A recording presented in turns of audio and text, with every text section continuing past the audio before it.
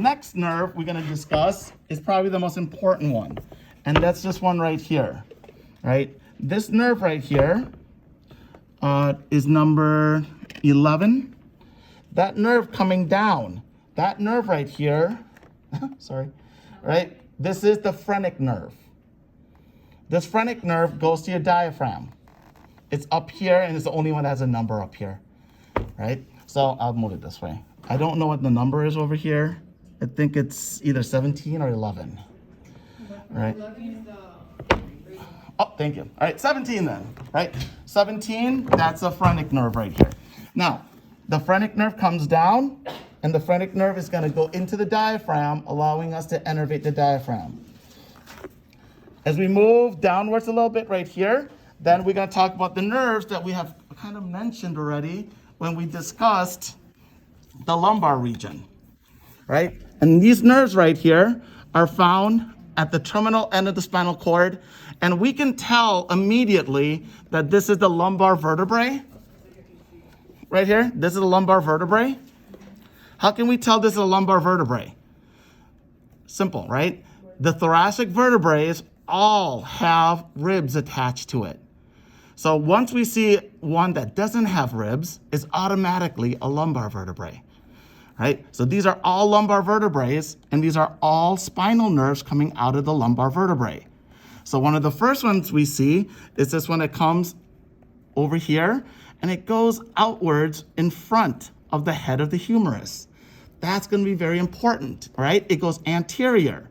This is the femoral nerve, right? Femoral nerve. I think it's 21. All right. And then you see one over here on the inside. This one over here goes inside and dives into the obturator foramen, right? This is the obturator nerve right here. And we can tell it's obturator because we know the obturator nerve goes to your adductor magnus, your groin muscles, right? Take a look where your groin muscles are. Medial part of the thigh, right? What nerve goes to the medial part of the thigh? This one. This is the obturator.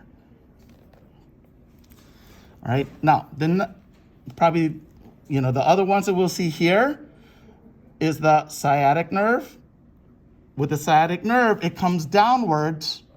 As it comes down, it turns into number 25, the sciatic. Then it comes down even more, and then it splits. As it splits, it turns into number 26 right here, and that is our common fibular or common peroneal nerve. Then it ends as number 27 back here, way down here, number 27. That is our tibial nerve. Now, we also, on this side over here, remember, we have the common fibular nerve that kind of wraps itself from, posterior to anterior. So what happens is you see it on this side, right? This continues down and around, and it turns into this, right? So you have the common fibular nerve come across right here and turns into the deep fibular and the superficial fibular. Superficial fibular is number 29. Deep fibular is number 30. The other nerve we need to know is on the leg is this one right here, number 28. This is our saphenous nerve. 28? Yep. So you have 3 nerves in a row, 28, 29, and 30. 28, saphenous. 29, deep fibular or deep peroneal. And 30, superficial peroneal.